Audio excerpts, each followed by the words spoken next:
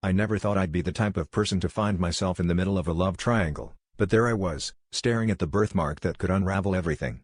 It was a simple family dinner, or so I thought, until my boyfriend introduced me to his sister who had seemingly appeared out of nowhere. I was already on edge because I'd never heard of this sister before today, and as we shook hands, the shock hit me like a wave. That birthmark on her wrist, a small, crescent shape, was identical to the one I had noticed countless times on someone else.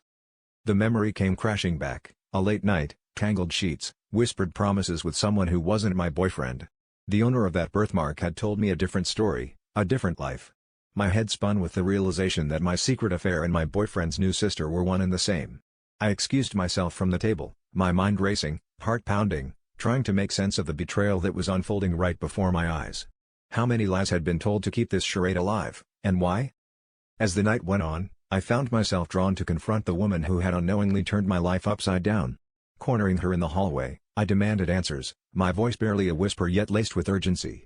She looked at me with a mix of fear and confusion, and that's when it all clicked. She wasn't just a random fling or hidden sibling, she was playing a part in a twisted game orchestrated by my boyfriend. He had been using us both, spinning webs of deceit, and as the truth unraveled, the depth of his manipulation became chillingly clear.